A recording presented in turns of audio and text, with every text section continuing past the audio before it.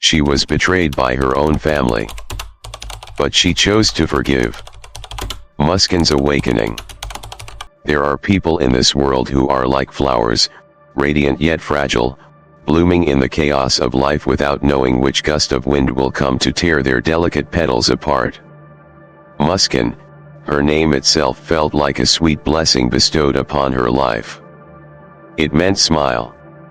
She grew up in a small village, where misty mornings welcomed the chirping of sparrows and golden rice fields stretched endlessly like sunlit silk carpets beneath the sky.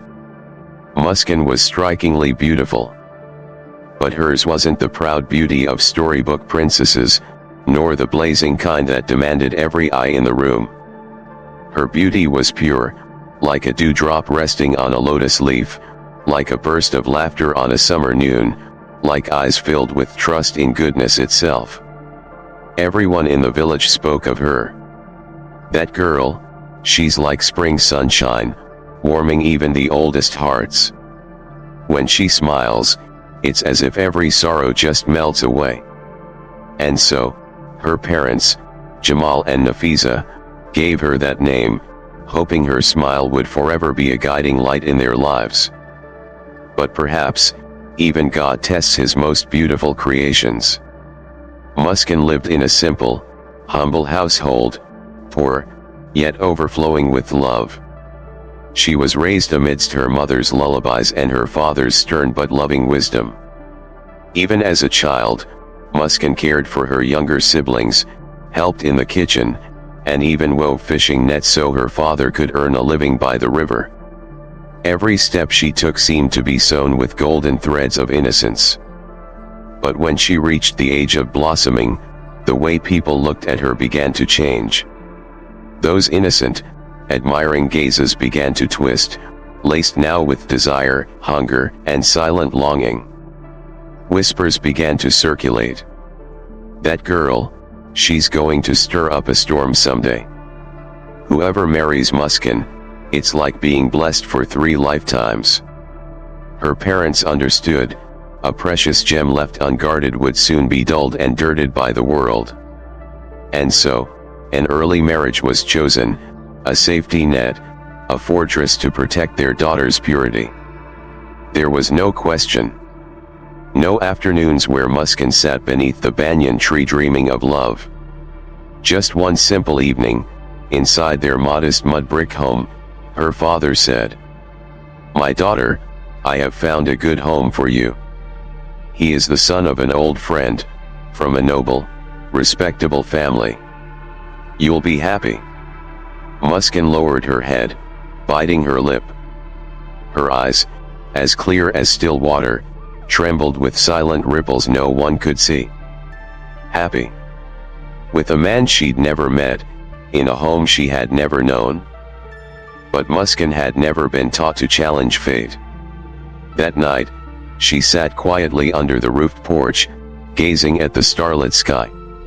The pale moonlight brushed her face with a silvery sheen, as if even the heavens sensed the storm quietly building, ready to shatter her fragile peace. Then came the wedding day. The entire village woke as if from a long slumber, buzzing with drums, laughter, and brilliant lights. Muskan's wedding. She wore a glowing yellow sari like golden sunlight, her dark hair braided with delicate jasmine flowers. Everyone gasped. She looks like a fairy, so beautiful. But only she knew. Beneath the makeup, behind the hesitant smile, her heart was trembling. The Mehendi night, a night of dancing, of joyous drums, of sweet blessings. Muskan smiled. She kept smiling.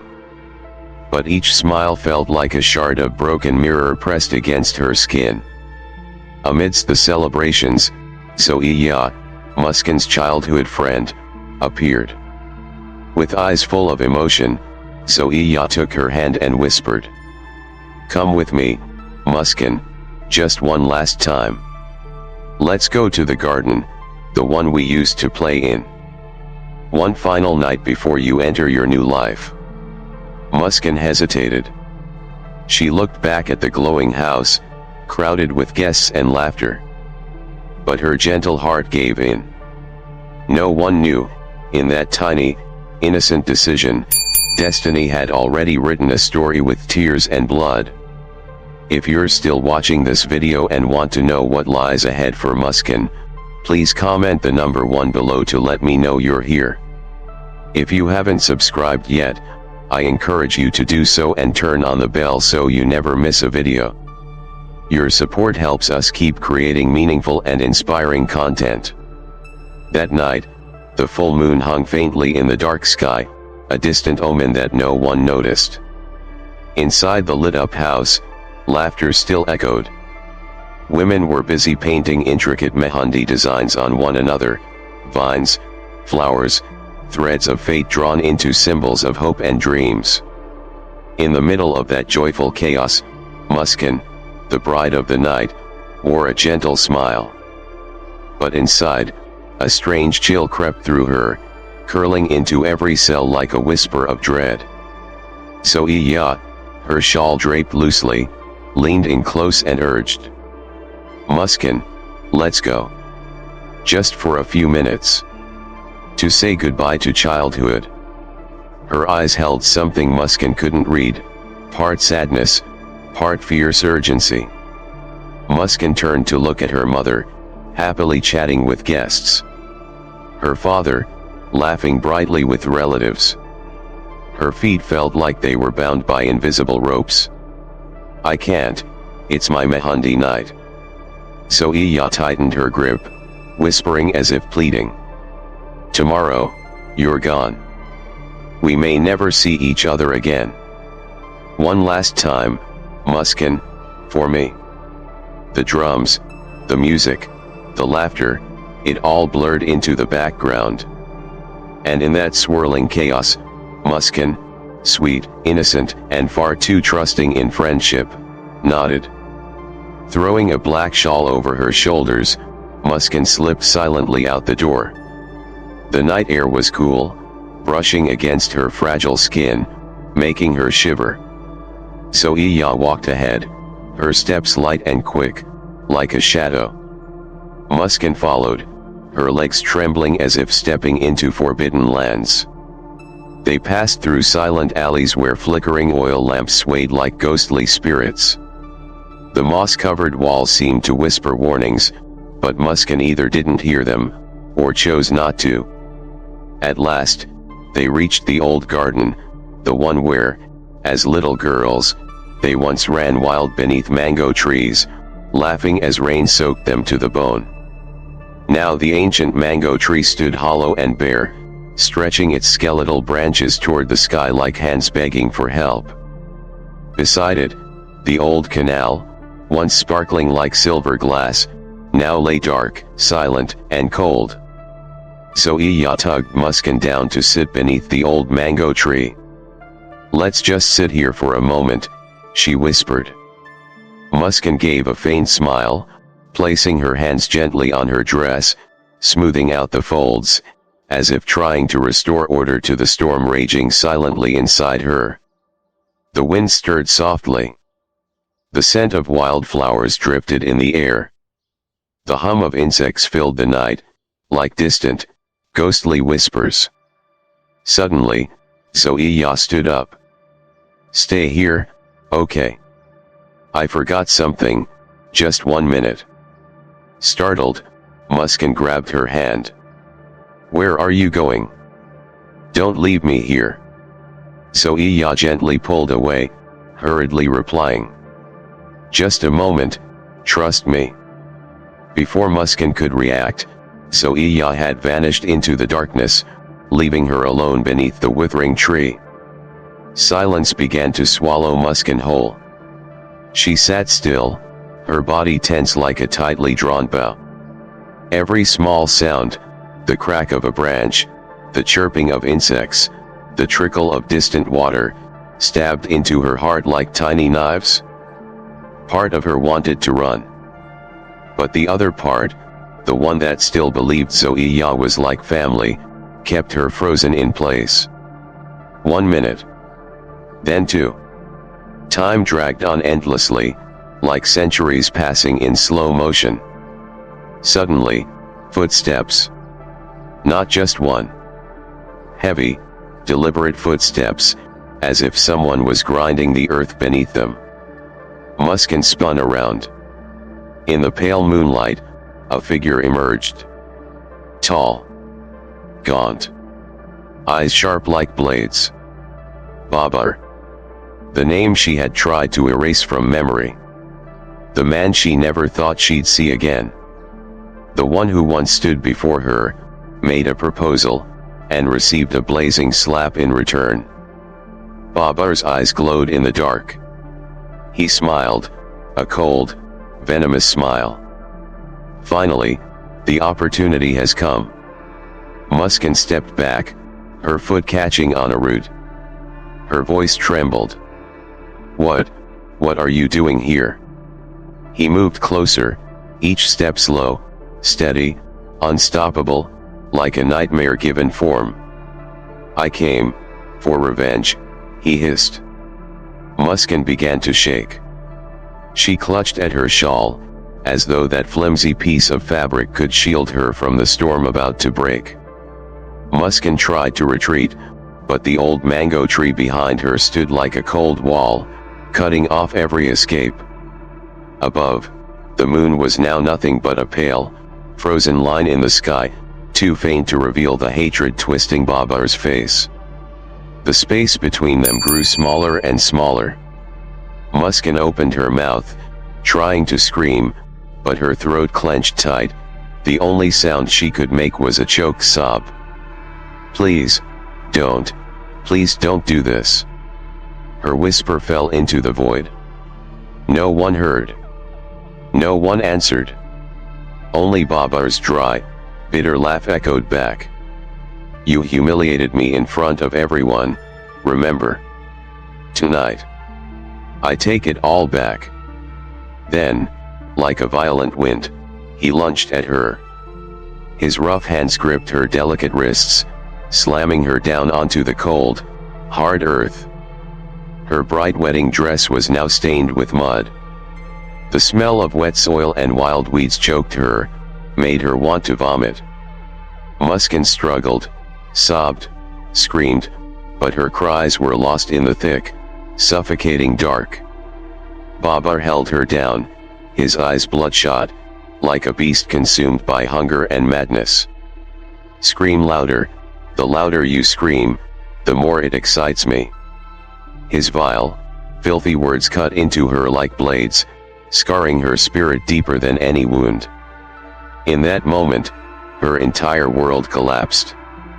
All her dreams of love, of warm family mornings, of waking beside a kind, gentle husband, shattered, crushed into ashes. When Babar tore through her innocent wedding gown, it felt like he ripped her soul apart. She wasn't herself anymore. She became something else, a breathing shell, a stain no one could ever wash away. The Mehendi night, which was supposed to be filled with wishes and joy, became the blackest nightmare of her life. When it was over, Babar let her go, like a man finished with his fit of madness. He stood up, wiped his mouth, and sneered. Now we're even. You took my honor, and I took everything from you. Without a second glance, he turned and disappeared into the night, leaving Muskan crumpled on the cold earth. Her wedding dress was in shreds, her hair tangled with dirt, her face streaked with tears and blood. Muskan lay there, motionless, like a broken doll tossed aside. Her empty eyes stared up at the sky. The moon still shone. But now, it seemed more like a mocking spotlight, watching, but offering no mercy. All around her, silence. Even the wind held its breath. Somehow, Muskan got to her feet. Every step ripped through her body. Every movement was agony. She stumbled forward, barefoot over sharp rocks, but felt no pain, not anymore. Step by step, she returned to the house lit up with joy, where people were still singing, dancing, celebrating the happy bride. No one knew, the bride had already died inside her own Mehandi night. At the threshold of her home, Muskan stood still for a long time. Her trembling hands pulled her shawl tighter, trying to cover the wreckage of her body. She lifted her chin, took a deep breath, and swallowed her tears. She had to act. She had to pretend everything was fine. She had to smile. She had to smile. Just like the name her parents gave her. Muskan, smile. That entire night, Muskan sat curled in a corner of the room, hugging herself. Shame. Agony. The suffocating fear of being discovered, all of it churned together into a violent storm inside her soul. But she didn't cry. She couldn't. Her tears had dried up. Only soft, muffled sobs escaped, breaking apart like shards of glass falling onto cold stone floors. The next morning, as birds sang the arrival of a new day, Muskan stood before the mirror. The girl staring back at her was a stranger, with dry, lifeless eyes and a hollow gaze. She dressed in her deep red wedding gown, did her makeup, brushed her hair, adorned herself with jewelry. She wore a flawless disguise. To everyone else, she was a stunning bride. Only she knew, beneath the shimmering surface, all that remained was ashes. That morning, sunlight pierced through the cracks in the doors like sharp needles, landing on the red carpet that blanketed the house. Everyone was rushing about, busy with wedding preparations. Laughter rang out endlessly. Congratulations filled the air. Everyone believed this was the happiest day of Muskan's life. Only Muskan, wrapped in her glorious wedding dress, her face painted like a goddess, knew she was attending the funeral of her own heart. Her mother, Nafisa, gently adjusted her necklace while choking back emotion. "My daughter, you look as radiant as the full moon tonight. You must be happy, my love." Muskan smiled. A perfect smile, fake and frozen like a wax mask. Her mother stroked her hair. Those hands, the ones that once cradled her as a child, that once shielded her from nightmares, could not save her now from this living nightmare that had no end. The sound of drums and horns filled the air. The groom's party had arrived. Muskan was led out, her head covered with a deep red veil, red like blood. Through the sheer fabric, she saw a sea of people. Bright faces, admiring eyes, sweet words dripping like honey. She saw the groom, Sarfaraz, standing across the wedding carpet in a regal sherwani embroidered in gold. A tall man, composed, but his eyes revealed a flicker of unease. Muskan walked toward him slowly, like a sleepwalker. The rituals unfolded like a play rehearsed many times before. Ring exchange. Vows. Prayers. Everyone smiled. Everyone cried, tears of joy. Only Muskan, with each ritual, each prayer, could hear her heart cracking, piece by piece. When her father placed her hand into Sarfaraz's, a sacred symbol of giving away his daughter, Muskan felt herself being torn in two. Part of her wanted to scream, to run away from it all. But another part, the part that had died the night before, whispered, "There's no turning back. Keep walking, even if it's straight into hell." The ceremony ended with applause and celebratory drums. The bride was escorted to her new home in a wedding procession, a glowing stream of cars gliding beneath the evening sun. Muskan sat in silence, surrounded by cheer and laughter, her heart a hollow shell. Through the misty window, she saw golden rice fields and bamboo groves swaying in the wind.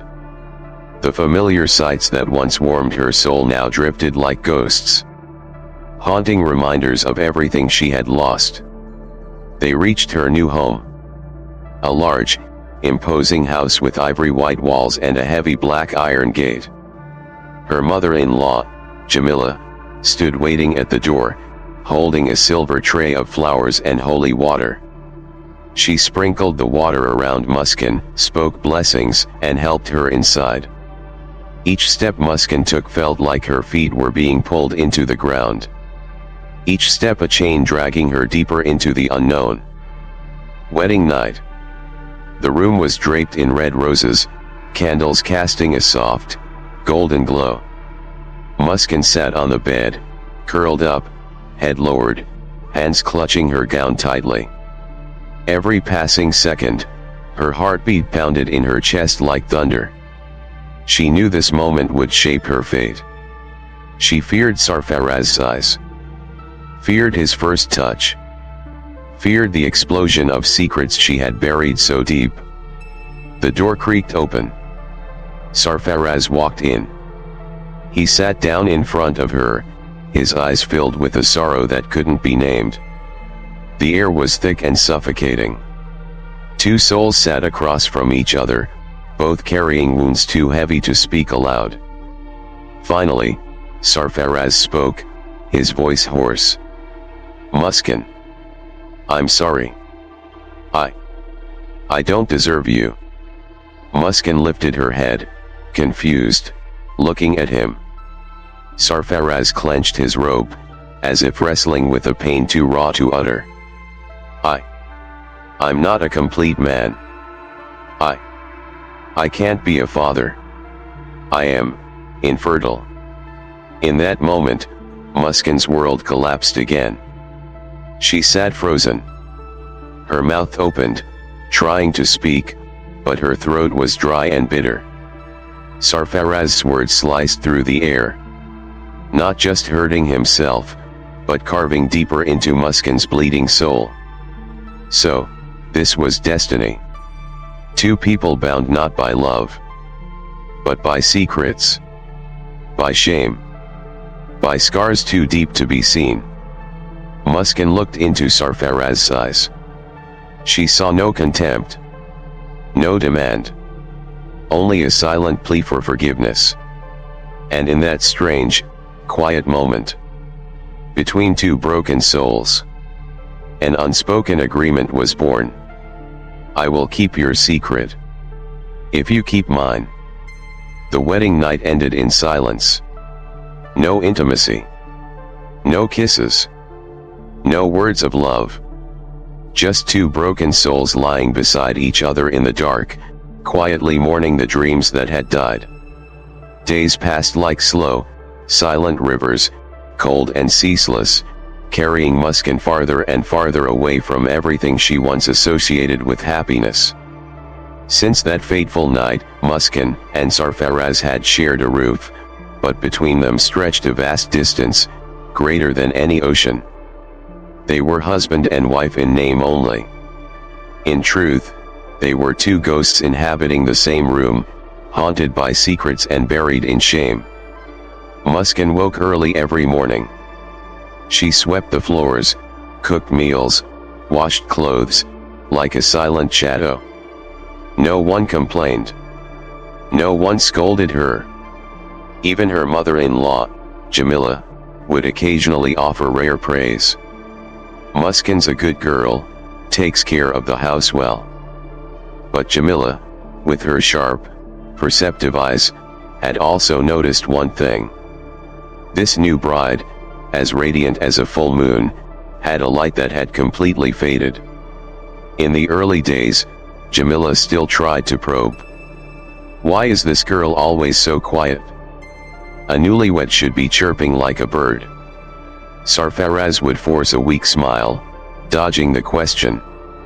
Muskan would bow her head, clutch her dress, and stare silently at the floor.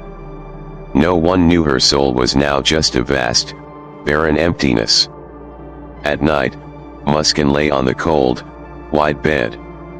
Sarfaraz faced the wall, his back to her. The room stayed pitch black, the only sound was the wind outside, occasionally whistling like a cry from another world.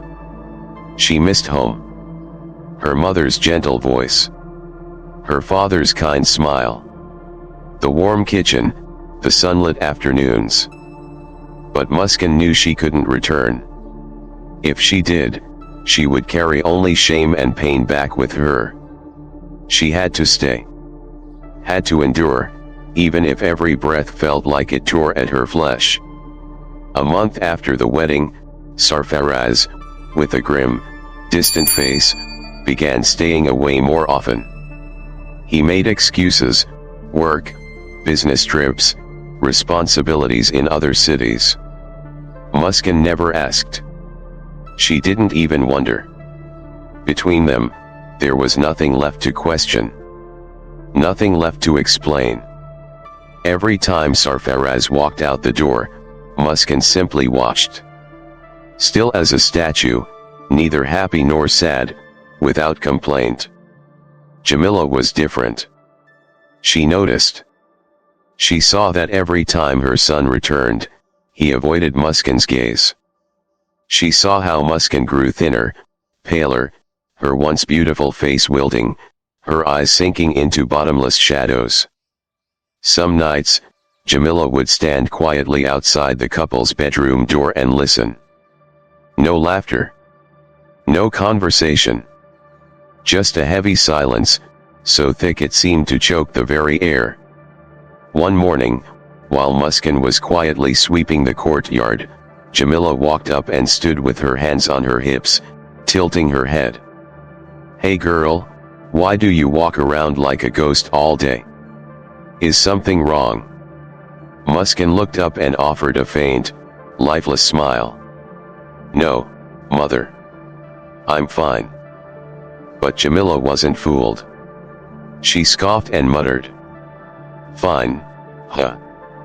Even the wind cries for a fate like yours." Day after day, Muskan lived the same way. Alone in a massive house, with pale hospital-like walls and endless hallways echoing only wind. She became a shadow, drifting through other people's lives without leaving a trace. One day, Sarfaraz came home. He held a suitcase, his face weighed down with fatigue. He said nothing. He went to the room, packed a few things, then sighed. "I have to leave. A friend had an accident. I need to take care of him in the next city." Muskan nodded. No words to stop him. No well wishes. Because, how could she hold on to a heart that was never hers to begin with? The door closed behind Sarfaraz. Muskan stood in the empty foyer, silent for a long while. Afternoon light cast long shadows on the faded floor. And inside her, only one question echoed over and over. Am I still alive, or already dead? One evening, the wind began to howl. Dark clouds gathered like fists overhead, warning of an approaching storm. In the small kitchen, Muskan sat huddled in a corner, clutching the edge of her dress. Cold sweat ran down her back, even though the air was chilled. She had felt it for days now, sudden dizziness, waves of nausea. At first, she thought it was exhaustion. But as the sickness lingered, day and night, a vague panic began to take root in her heart. Jamila, with the sharp instincts of an experienced woman, was the first to notice. One morning, while Muskan was folding laundry in the backyard, Jamila approached with folded arms and a scrutinizing glare. "Why do you look pale as a ghost lately? You're stumbling around like you're seasick." Muskan lowered her head, stammering, I'm just a little tired, mother." But Jamila wasn't so easily dismissed. She grunted. "Come with me. We're going to the doctor." On the way to the clinic, Muskan sat curled up in the back seat, her heart racing wildly. She clutched the edge of her shawl, each breath feeling like a mountain to climb. She didn't dare to think about it. Didn't dare to confront the most terrifying possibility. But deep down, somewhere in her soul, she already knew. She could already sense the tiny life beginning to form inside her. The clinic was small, with faded sea green walls, heavy with the sharp smell of antiseptic. The doctor, a kind middle-aged woman, gently examined Muskan. Then she looked up and smiled. "Congratulations. You're pregnant." Those words, soft as the breeze, hit Muskan like a thunderclap. The world spun around her. The ground swayed beneath her feet. Pregnant. But this child was the result of that nightmarish night. Jamila, standing beside her, clapped her hands with delight. "Alhamdulillah. What wonderful news.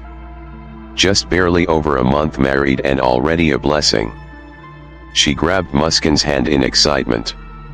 "I must invite the whole neighborhood for a feast tonight. God has truly answered our prayers." Muskan bit her lip until it bled, forcing a stiff, frozen smile. Inside, her heart shattered into 1,000 tiny pieces. On the ride home, Jamila couldn't stop talking. About baby names, tiny outfits she would sew, and gifts to prepare. Muskan sat in silence, her eyes dry and vacant, staring out the window at the gray, overcast sky. Each cheerful word from Jamila was like a dull blade scraping against her already torn heart. That night, Muskan sat alone in her room, her hand resting on her stomach.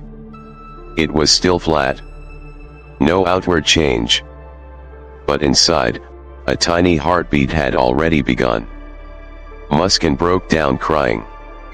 Salty, bitter tears streamed down her face, dripping onto her trembling hands. She whispered, to herself, to the child, "My baby. This isn't your fault. It's not my fault either. It's just that fate has been so cruel."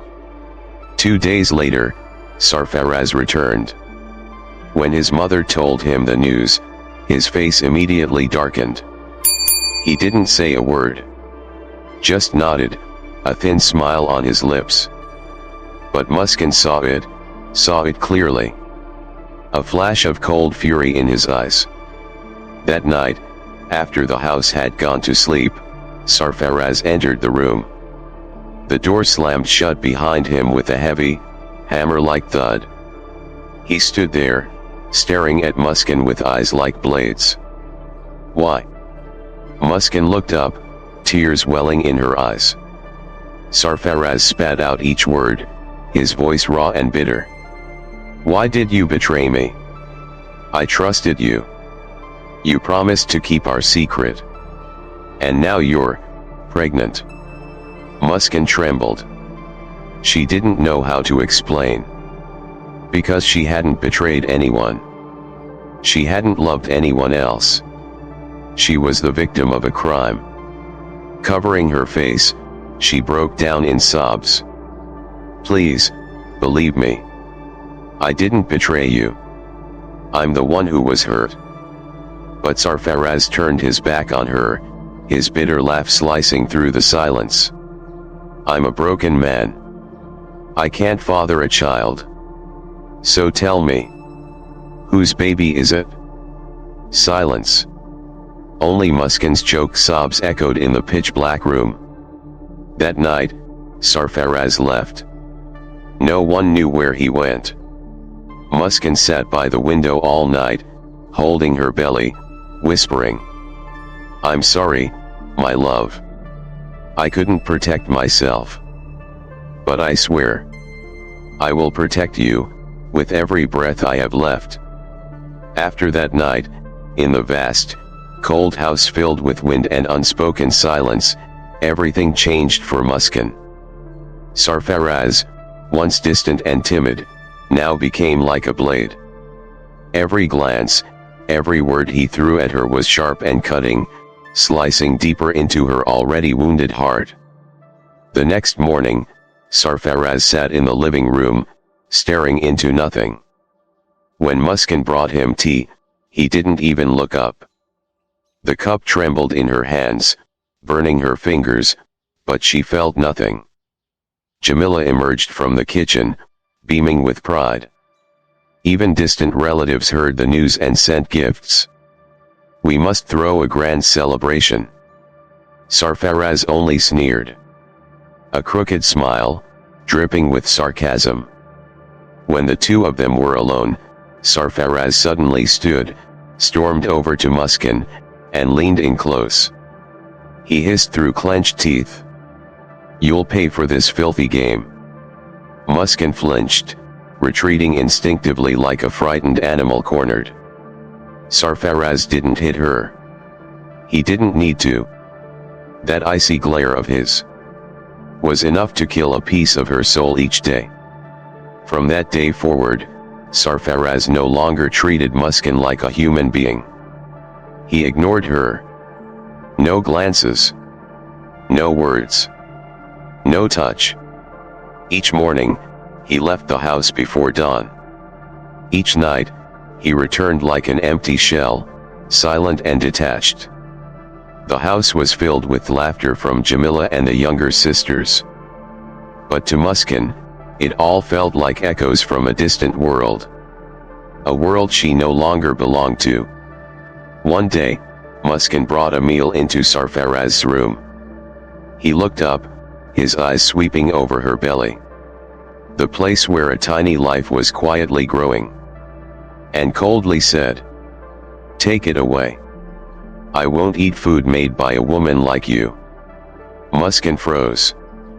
Her hands shook violently. The tray slipped, crashing to the floor, shattering into pieces. She knelt down, picking up the broken shards silently, as if gathering the fragments of her shattered life. No complaint. No anger.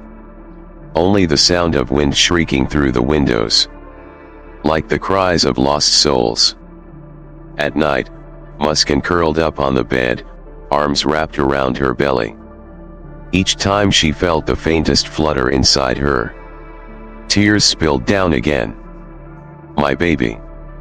It's just you and me now. We have to live. We have to be strong." Her pillow soaked with tears. Her sleep haunted by restless dreams. The days grew colder, not by weather, but by the atmosphere inside the home. Sarfaraz began openly humiliating Muskan in front of the house staff. He made no effort to hide his contempt. His eyes, his voice, dripped with cruelty. One evening, while Muskan was cooking, her sleeve caught on the pot of boiling water. She screamed in pain. Jamila rushed in, quickly tending to the burn. "You foolish girl. You need to be more careful, especially now, with that baby inside you." Muskan managed a faint smile. "Yes, mother." But inside, only hollow silence remained. Loneliness gnawed away at Muskan day by day. No one noticed. No one asked. Each time she passed by happy couples walking hand in hand, she felt a sharp blade pierce straight through her heart. Why? Why was she the one who had to endure all this? What had she done wrong? She had been a victim. She wasn't at fault. But life. Life didn't care who was right or wrong. Life only judged the result. One day, while cleaning the room, Muskan accidentally came across a letter Sarfaraz had been writing. "I was deceived. I married a filthy woman. And now, I have to live in shame every single day." Muskan collapsed to the floor. The letter was like a sword, severing the final thread of hope she had clung to. That night, she stood in front of the mirror, staring at her reflection. A pale woman with dark circles under her eyes, and a belly beginning to swell. She asked herself, "Is this still me?" and then she placed her hand on her belly. The baby kicked, a soft, subtle reminder. I need you, Mom. We need each other. And in that fragile moment, Muskan understood. No matter how much Sarfaraz hated her, no matter if the entire world turned its back on her, she had to live. She had to live, for this little life inside her. Days dragged on like heavy shadows. Muskan became used to living like a ghost. Silent, enduring, unresisting. Her only anchor was the child inside her. A tiny flicker of warmth in the freezing ruins of her life. One gloomy afternoon, the sky was covered in heavy clouds. The wind howled fiercely, kicking up clouds of red dust. Sarfaraz came home, face tense. He said curtly, "A friend was in a bad accident. I need to get to the hospital." Without even looking at Muskan, he turned and left. Something in Muskan stirred. A strange unease curled in her chest. A cold gust blew through the window, sending chills across her skin. That evening, it rained. A heavy, punishing downpour. Each raindrop struck the earth like a hammer. Thunder and lightning split the sky open, like wounds bleeding across heaven. Muskan sat curled by the window, staring out at the empty courtyard. Then she saw something strange. Sarfaraz, under a large black umbrella, was helping a man into the house. The man was frail, wrapped in bandages from head to toe, limping like a broken shadow. The door creaked open. Wet footsteps echoed through the silent home. Muskan crept into the living room, her heart pounding. And when the warm yellow light revealed the man's face, her heart stopped. Babar. The name she thought she had buried forever. Babar. The man who had stolen her life in one horrible night. The man who turned her into a breathing corpse. Now he sat there. His body crippled, legs in casts, face gaunt, eyes lost. A car crash had stripped away his former arrogance, leaving behind a broken shell. A puppet shattered by the wind. Muskan staggered backward and crashed into a wooden pillar. A wave of dizziness hit her, nearly knocking her to the ground. Babar saw her, too. His eyes froze for a moment. Then he quickly looked down, ashamed, like a child caught in the act of doing something terrible. Sarfaraz didn't notice anything unusual. He called out hurriedly, "Mother! Bring some food and water for my friend." Jamila rushed off to prepare. Now, only Muskan, Sarfaraz, and Babar were left in the room. No one spoke. The air was suffocating, thick with tension. The ticking of the wall clock rang out like a death toll. Loud, sharp, unrelenting. Muskan stood frozen in place. It felt as if her skin was burning. The memories of that Mehandi night came flooding back. Clear, vivid, like they had just happened yesterday. Choked cries. The foul, metallic scent of damp soil. Babar's crazed, predatory eyes. His sickening, cruel laughter. Babar finally looked up, his eyes murky with pain. He opened his mouth, voice cracked and raspy. "Muskan. I'm sorry." Muskan clenched the fabric of her sleeve, her nails digging deep into her skin. She wanted to scream. To attack him. To curse him 1,000 times over.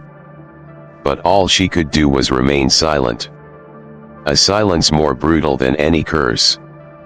Babar lowered his head even further, trembling. I know I can never undo what I did.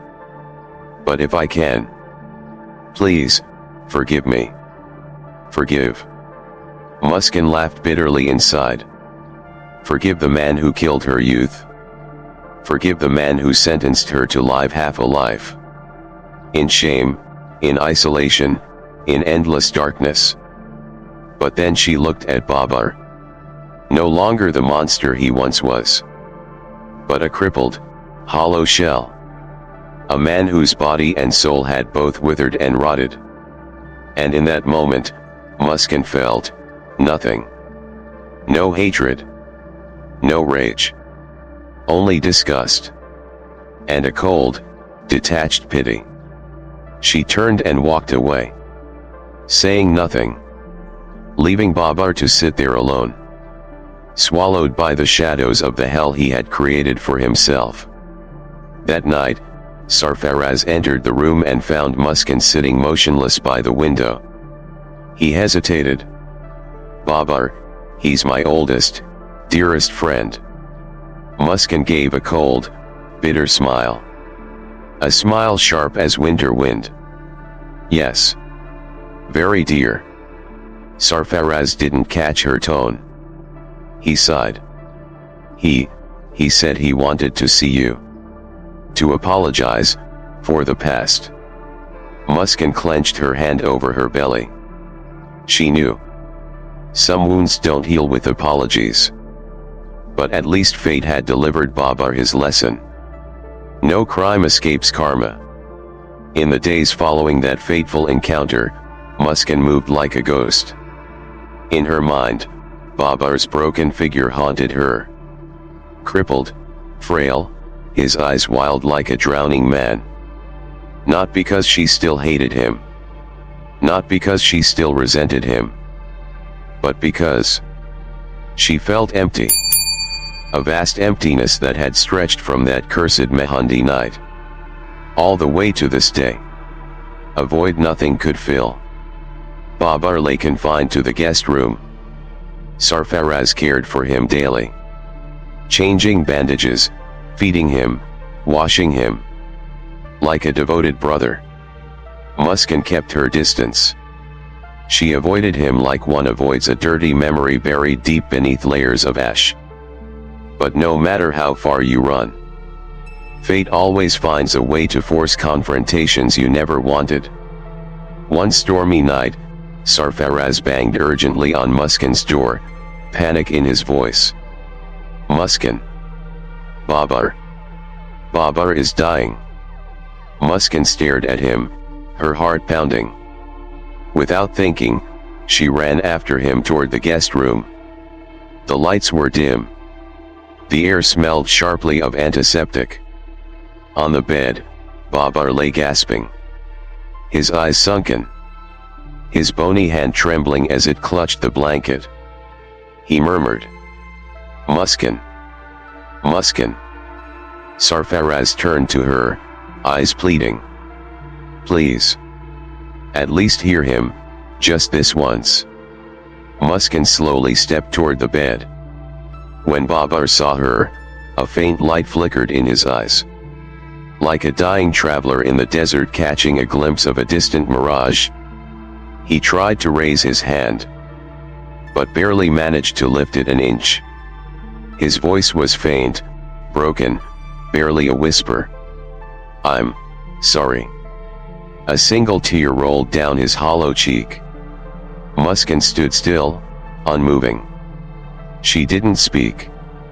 She didn't cry. She was silent, like a stone statue, witnessing the final fall of a broken soul. Babar gasped, as if summoning his last breath. "That night. It was my fault. I ruined your life.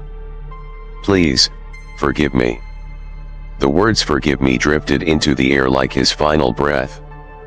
A crack of thunder exploded, rattling the window panes. Babar convulsed once, then went still. His eyes remained open, wide, as if searching for one final ounce of mercy before he was swallowed by eternal darkness. Sarfaraz leaned down, trembling, and checked for a pulse. A heavy shake of the head. Babar was gone, taking with him all his sins, all the pain he'd inflicted. Muskan turned and walked out of the room, her thin shoulders trembling. She didn't cry. No. For someone like Babar, even tears were a gift. One she had no intention of giving. Outside, the rain poured down like a waterfall, turning the courtyard white with mist. Muskan stood under the awning, staring into the endless rain. Inside her, a storm raged just as fiercely. Hatred? Resentment? Pity? No. All of those emotions had died with Babar. Only one thing remained. Release. Muskan lifted her head.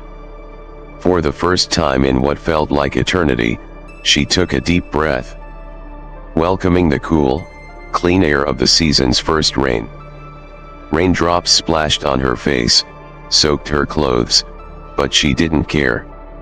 She felt light, as if a 1,000-pound burden on her chest had finally been lifted. That night, Muskan sat by the window, gently rubbing her belly.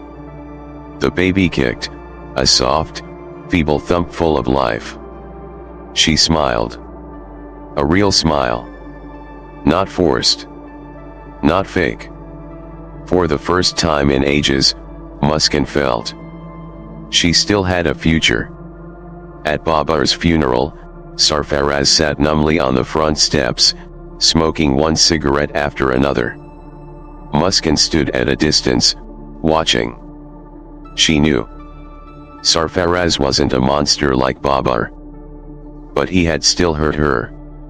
With his silence, his cold stares, his cruel words. That evening, when Sarfaraz returned to the room, he sat in front of Muskan and hesitated for a long time before speaking. "I'm sorry." Muskan looked at him, her eyes calm, like a lake after the storm. She nodded softly. No bitterness. No demands. Because she had learned something. Forgiveness isn't something you give because someone deserves it. Forgiveness is something you give to free yourself. If you're still watching this video and you admire Muskan's courage to forgive, please comment 5 below to let me know you're here. And if you haven't subscribed yet, I encourage you to do so and click the bell. Your support helps us continue creating powerful stories to inform and inspire you. After Babar's death, the house fell into silence again. But it was no longer the heavy, suffocating silence it used to be. It was the kind of quiet that follows a storm. Wrecked, scattered, but clean. Raw. Ready for new life to grow. Muskan still rose early every day. She still swept the floors. Still cooked. Still folded laundry with her small, calloused hands, the hands of someone who had endured. But something had shifted in those movements. A softness. A quiet strength. A sliver of hope. Each evening, she sat by the window, holding her belly, singing lullabies her mother once sang to her. Each note, each word, like a seed planted in her soul, nurturing the dream of something new, something better. One day, while sweeping the yard, Muskan noticed a small flower blooming from a crack in the dry brick path. A delicate violet blossom, trembling in the wind. Fragile, but defiant. She knelt down and touched its soft petals with her fingertips, eyes blurring with tears. It was just like her. Crushed. Trampled. But still alive. Still fighting. Sarfaraz, too, had changed after Babar's death. He became quieter, less bitter. The venom in his words began to fade. He no longer avoided Muskan's gaze. No longer walked away when she entered the room. Some nights, he sat on the porch for hours, staring into the darkness, as if searching for a piece of his conscience he had long lost. One night, while Muskan was fussing over the bed sheet, Trying to smooth it out, Sarfaraz stepped into the room. He stood there for a long moment, silent, before speaking in a hoarse, low voice. "Muskan." She looked up. Their eyes met, no longer filled with hatred, no longer cold. Just the quiet awkwardness of two lost souls trying to find their way back. Sarfaraz slowly walked over and sat on the edge of the bed. He took a deep breath, as though summoning all his courage. "I've made so many mistakes." Muskan remained silent. She didn't need a confession. Didn't need to reopen old wounds. But even so, those words, though hesitant, though broken, were like a small flame warming a heart that had been cold for too long. Sarfaraz bowed his head. "I know I don't deserve anything. But if there's any kindness left in your heart, please, give me a chance. Not for me. For our child." When he said "our child," Muskan's throat tightened. Tears welled up, the first tears after countless days of silence. Not tears of sorrow. Not tears of despair. But the tears of a seed finally breaking open in frozen soil. She reached out with a trembling hand and placed it on his. No words were needed. That gentle touch said everything. Forgiveness. Acceptance. And a beginning. From that day forward, things in the house began to change. Not drastically. Not suddenly. But clearly. Sarfaraz started coming home earlier. He sat at the dinner table, listening to Muskan talk about little things. How the water jar broke, or how a baby sparrow got stuck in the chimney. Sometimes, he brought small gifts. A ripe mango. A new pair of slippers. A handful of wildflowers picked on his way home. No grand gestures. No flowery words. But to Muskan, those little things were more precious than all the jewels in the world. Even Jamila, her mother-in-law, softened. She no longer snapped at her or scrutinized every gesture. Some afternoons, Jamila would sit at the veranda, sewing and humming old folk songs. The house, once thick with bitterness and grief, now felt warmer, brighter. As if the sun had finally peeked out after an endless storm. Each morning, Muskan stood before the mirror, gently caressing her growing belly. She would whisper, "My love, we're going to have a real family. A real one." And for the first time, she believed it. She believed in it fiercely. Like believing the sun will rise every morning. Time passed quietly, like a small stream trickling through a peaceful valley. Muskan grew heavier, her belly round and full. A sweet fruit nearing harvest. In every step, in every gentle caress of her belly, she felt the tiny movements of the life growing inside her. Each time the baby kicked, she smiled. A soft, tearful smile full of faith. Sarfaraz had changed, too. He was no longer distant or cold. At night, he would sit beside Muskan, listening as she spoke. Sometimes, he'd place his hand on her belly. Startled by the soft kicks. His eyes lit with pure, wordless emotion Muskan had never seen in him before. One night, under the dim glow of the lamp, Sarfaraz sat silently, fingers laced together. Then, awkwardly, he said, "I will love this child, as if he were my own flesh and blood." Muskan looked up, eyes wide. He continued, his voice shaking. "I don't care where he came from. All I know is, he's ours." The words were few, but they shattered something in her. Not in pain, but in healing. No more hatred. No more past. Only the present. and the future waiting ahead. But joy, no matter how deep, always walks hand in hand with fear. The closer she got to her due date, the more a quiet unease crept into Muskan's heart. The first cramps came like whispers, gentle waves that warned of a storm approaching. One evening, with the moon hidden behind dark clouds, Muskan suddenly doubled over in pain. At first, it was mild. Then came wave after wave. Sharp, relentless, as though her small body was being torn apart. Jamila ran to fetch the midwife. Sarfaraz, pale and panicked, rushed about helplessly like a headless chicken. Muskan bit down on a cloth, sweat pouring from her body. Each contraction seared through her like fire in her veins. The midwife arrived and immediately took charge. Boil water. Where are the clean towels? Move quickly. The room became a silent battlefield, where Muskan fought between life and death. She writhed on the bed, clutching Sarfaraz's hand tightly. He leaned down, whispering in her ear, "You can do this, Muskan. I'm here."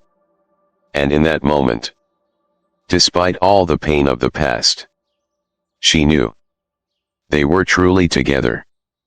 A newborn's cry shattered the thick silence. Weak, fragile, but full of life. The midwife lifted the tiny, red-faced baby into the air, his wrinkled features and flailing arms still sticky with birth. "It's a boy," she exclaimed, joy lighting up her face. Sarfaraz stood frozen in place. He looked at the baby, then at Muskan, her face drenched in sweat, her chest heaving, but her eyes glowing with pure happiness. With trembling hands, he reached out and took the baby from the midwife. When the infant wrapped his tiny fingers around Sarfaraz's thumb, he couldn't hold back the tears. They slid down his sun-darkened cheeks, unstoppable. "Hello there, my son," he whispered, voice cracking under the weight of emotion. Muskan lay quietly, watching the scene unfold. Her heart brimmed with a feeling too big to name. The baby kicked, crying out, searching for warmth. Sarfaraz leaned down and placed a gentle kiss on the baby's forehead. A kiss that carried all the love he had to give. The room glowed with a strange light. Not from the lamps, nor the moon, but from love, forgiveness, and rebirth. Jamila wiped her tears and smiled. "This child, he will bring blessings to our whole family." And Muskan whispered silently in her heart, "Not just for the family, but for me, too. You are the light in the darkness of my life, my son." That night, when the world was finally still, Muskan cradled her baby in her arms. She stroked his soft skin, listened to the rhythmic beating of his tiny heart, and made a promise. "I will protect you, with all my life." A new beginning had come. No more shadows. No more sorrow. Only love, hope, and goodness waiting ahead. In the days after the baby's birth, the once quiet house filled with a new warmth. The cries of a newborn echoed each morning and night, like the opening notes of a new symphony. A symphony of hope and life. Muskan named him Ayan. A name meaning light, a radiant beginning after darkness. Each time she whispered it, it reminded her, no matter how dark the past, a single ray of light can brighten the entire sky. Raising a newborn was not easy, especially for a first-time mother like Muskan, and a clumsy, overwhelmed father like Sarfaraz. There were nights when Ayan wouldn't stop crying, his tiny face turning red from exhaustion. Muskan would pace for hours, her back soaked with sweat, arms aching. Sarfaraz stumbled around with bottles, diapers, blankets. Dropping everything, fumbling like a child himself. One night, Muskan collapsed onto the floor in tears, exhausted and overwhelmed. Sarfaraz rushed to her side, wrapped his arms around her trembling shoulders and said, his voice hoarse, "You don't have to do this alone, Muskan. I'm here. I'll learn with you." And just like that, a small door inside her opened. A door that led to trust, to partnership, to shared strength. From then on, Sarfaraz tried, one step at a time. He learned how to mix formula, even though he spilled half the can the first time. He learned how to change diapers, even if he accidentally put one on backward.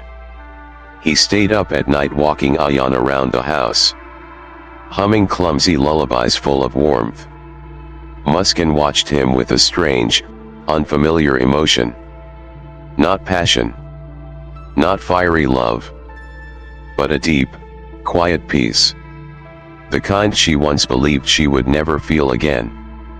One morning, as the first pale light of dawn spilled through the window, Muskan awoke to see Sarfaraz asleep in the chair. Ayan curled safely in his arms. Father and son, both breathing in unison, both frowning slightly in dream. Muskan stood still, her heart softening like water. Maybe. Sometimes the most beautiful things come after the greatest pain. Jamila, too, had changed. She became gentler, more patient. Each time she held Ayan, she'd whisper, "My precious grandson, you'll bring peace to all of us." The deep wounds in their family, once buried under cold stares and harsh words, were slowly healing. Not through grand apologies, but through small, tender acts each day. One evening, as Muskan rocked Ayan to sleep, Sarfaraz sat down beside her. After a long pause, he spoke softly. "I know. I've hurt you a lot. If you'll allow me, teach me how to love again."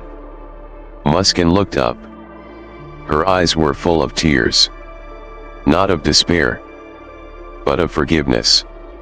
She nodded gently. No poetic words. No promises. Only one silent vow whispered from heart to heart. "Let's learn to love, together."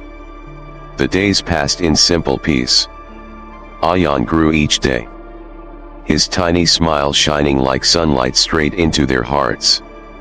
Muskan slowly learned to let go of the past. Not by forgetting, but by placing it gently in a quiet corner of her soul. As part of her growth, she learned to smile for real, to open her heart, clumsily, cautiously, to love again.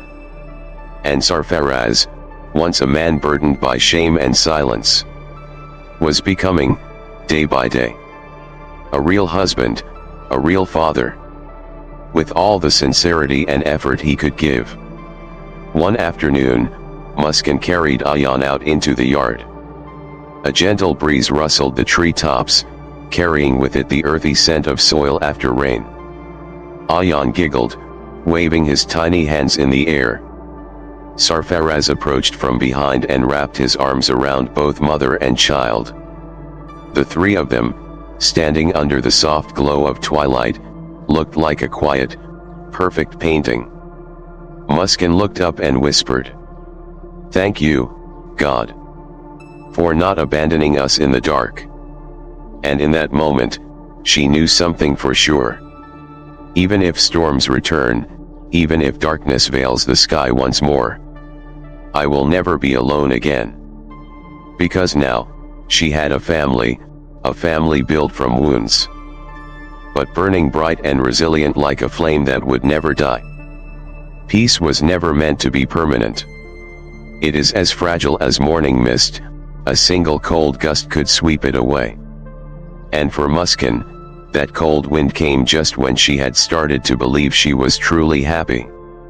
One early winter afternoon, As the sun cast its last weak rays over the old bamboo grove, an unexpected event shook the household. Jamila, Muskan's mother-in-law, was cleaning out the old storage room. While sorting through boxes, she stumbled upon a stack of yellowed letters tucked hastily inside a rusted tin box. The letters, written by Sarfaraz long ago, were addressed to a childhood friend. In them, line after line spilled out bitterness, shameful confessions, about his own impotence, the forced marriage, and the devastating secret. The child growing in Muskan's belly was not his by blood. Jamila, a woman who had lived her life by strict codes of honor, stood frozen amid the dust. Her hands trembled. Her heart pounded violently. This truth struck like lightning, shattering every beautiful illusion she had built about her daughter-in-law and her first grandchild. Without hesitation, she called for Sarfaraz and Muskan to come to the living room. The air was so tense it felt like even the walls were trembling. Muskan entered with Ayan in her arms, her face confused. Sarfaraz followed, his eyes darkening with dread. Jamila flung the stack of letters onto the table. Her voice, hoarse with rage. "Explain yourselves." Muskan froze. She recognized it instantly, the secret she had sworn to bury forever was now laid bare, harsh and unforgiving, under the light. Sarfaraz lowered his head. He clenched his fists so tightly his nails dug into his palms, trying to summon the courage. Finally, he spoke, his voice rasping. "Mother. It's all my fault." Jamila's eyes blazed. "What are you saying? You mean, this child, he's not my grandchild?" She pointed at Ayan, the innocent baby who stared back at everyone with wide, curious eyes, not understanding a thing. Muskan clutched Ayan to her chest, tears pouring down her face and onto her baby's soft cheeks. Sarfaraz lifted his head, eyes steady. "That's right. But Ayan is my son. He is the blood of this family." Jamila collapsed into a chair as if all the strength had drained from her body. She exhaled heavily. "Why did you deceive me? Why keep something so horrible from me?" Her voice was filled with pain, not because of the baby, not because of the truth, but because of trust. The trust she had given them, now shattered like glass on cold stone. Muskan knelt at Jamila's feet, tears flooding her face. "Mother. Please, forgive us." She didn't try to explain. Didn't blame fate. There was only one raw, painful truth. She was wrong for staying silent. Even if it came from fear and despair, her silence had created a crack that would be hard to mend. Sarfaraz knelt beside her. He gripped her hand tightly, a silent vow. "No matter what, we'll face this together." Jamila looked at them. A couple, thin, battered by life, yet their eyes glowed with a bond that couldn't be broken. She looked at the baby in Muskan's arms, little Ayan, innocent, sucking his thumb, smiling. A long, aching silence filled the room. And finally, Jamila began to cry. Old, bitter, salty tears. But also tears that washed away a bitterness that had been buried for far too long. She choked out, "I don't care where he came from. He's here now. He's my grandson." Then Jamila opened her arms and reached for Ayan. The baby squealed with joy, his tiny arms waving in the air. The entire house seemed to light up. Not from lamps. Not from moonlight. But from the light of forgiveness. The light of love. That night, when everyone had gone to sleep, Muskan sat alone by the window. She looked up at the sky full of stars, her heart overwhelmed with gratitude. I was wrong to believe life was only darkness. The truth is, there is always light waiting at the end of the road, if we're brave enough to keep walking. In the days that followed the upheaval, something shifted in the air of Sarfaraz's home. There were no more suspicious glances. No more suffocating silences. Instead, there was Ayan's cheerful laughter, Muskan's quick, light footsteps, and Sarfaraz's calm, contemplative gaze. Jamila, once a stern, rigid woman, now carried Ayan around the courtyard each day, softly humming old lullabies. Each time she smiled, the deep lines on her face seemed to soften, like long-forgotten wounds finally beginning to heal. Muskan, though still startled at times by distant thunder or the howl of the wind, would look down at Ayan sleeping peacefully in her arms and whisper to herself, "I survived. I made it through." No more relentless nightmares. No more curling into herself at night, frozen to the bone. Each morning, she whispered thanks. For a new day. For the people beside her. For herself, for being strong enough not to break. Sarfaraz, once weighed down by shame and regret, had begun to rediscover himself. He worked harder. Spent more time with his family. Each evening, he lifted Ayan high into the air, spinning him gently while laughter filled the house. These small acts, to Muskan, were worth more than 1,000 promises. One day, as Muskan sat darning an old shirt for Ayan, Sarfaraz sat beside her.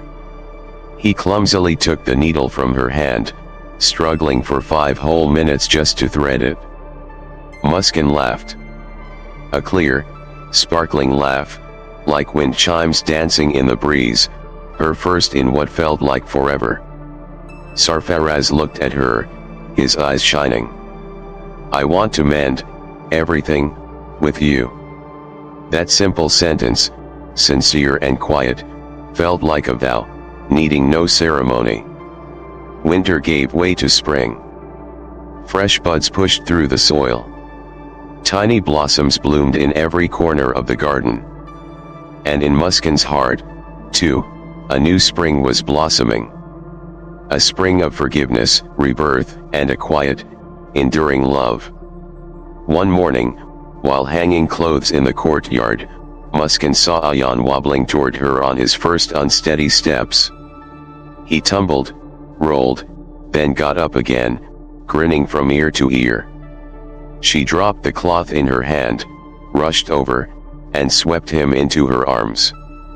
And in that embrace, she felt the old pain had truly ended.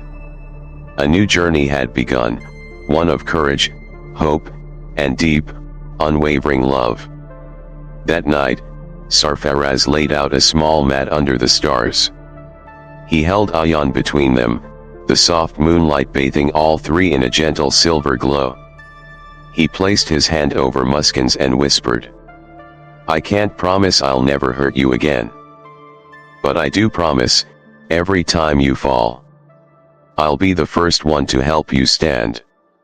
Muskan looked into his eyes. No words were needed. Her heart already knew the answer. A real family isn't one without mistakes or wounds. A real family is one that forgives, that chooses to love even through the hardest moments. Muskan looked up at the sky. The stars twinkled like tiny lanterns smiling down on her. And she whispered silently, "At last. After all those lost and broken nights, I've found my own light." The darkness of her past no longer haunted her. It had become just another chapter, one she had lived through bravely. Now, beside her were Sarfaraz, Ayan, and a family she had fought through blood, tears, and faith to build. And with every beat of her heart, every breath she took, she silently thanked life. Because in the end, the dawn always comes for those who are brave enough to walk through the night. That night, After Ayan had fallen asleep in his cradle, Muskan sat alone by the window. The spring sky stretched high and wide, dusted with stars like someone had scattered pure light across velvet. The moonlight brushed her hair in silver, as if it, too, was gently stroking away the old pain. She closed her eyes, listened to the baby's steady breathing, and to the soft rhythm of her own heart. Memories returned. Her carefree childhood, the nightmare of her wedding night, the endless lonely darkness, the hesitant mornings that followed. Long ago, she would have cursed fate for all of it. But now, Muskan simply smiled. A soft smile, like the breeze through leaves. Because now she knew, if not for the night, we would never learn to treasure the light. If not for the loneliness, we'd never discover the strength to rise alone. Life, after all, is not a straight path lined with roses. It's unexpected turns, deep pits, violent storms. But it's also in those moments of despair that we discover the greatest strength. Not the strength to conquer others, but the strength to conquer the darkness within ourselves. Muskan opened her eyes and gazed up at the starlit sky. She whispered, as if sending a prayer from the deepest part of her soul. If you are walking through darkness, don't be afraid. Darkness is not where you're meant to stay forever. It's just a resting place, where you learn to recognize the light when it comes. If you're hurting, don't hide your tears. Tears don't make you weak. They make space inside your heart, space for hope to take root. If you've fallen, don't blame yourself. Remember, every scar on your heart is a mark of a battle you survived. She placed her hand gently over her chest, feeling the strong, steady beat within. There was a time she thought this heart had shattered too deeply to love again. But the human heart, she learned, can mend itself with invisible threads, called hope and faith. And when it heals, it beats even stronger than before. Muskan smiled. Tears slipped silently down her cheeks. Not tears of pain, but tears of growth, of gratitude, of a vast, imperfect, unwavering love for life itself. She looked over at Ayan, sleeping soundly in his tiny cradle, cheeks warm and pink with peace. This was her future. This was the light she had earned, by walking bravely through so many nights. She knew there would be more hard days ahead. More trials. More stumbles. But this time, she would not be afraid. Because now she knew. I am not alone. I have my child. I have a family. And most importantly, I have myself. And if anyone out there is reading this story tonight, Muskan would want to offer you a quiet, gentle message. Don't let go in the dark. Because the dawn is always just beyond it. You deserve light. You deserve love. You deserve all that is beautiful. As long as you don't give up. She closed the window softly. Night had deepened. In the quiet room, beside the steady breath of a sleeping child, a soft hum rose, warm as a lullaby, gentle as a prayer. Tomorrow will be better. Because I dared to walk through the night. Thank you for joining us today. We'd love to hear from you. Drop a comment below and share. What did this story teach you? And how will you carry its message into your life? Your voice matters. Reading your reflections brings strength, healing, and inspiration to us all. If this story touched your heart, please like, subscribe, and share. Your support helps us continue crafting stories that awaken the soul. Thank you for watching. And we'll see you in the next video.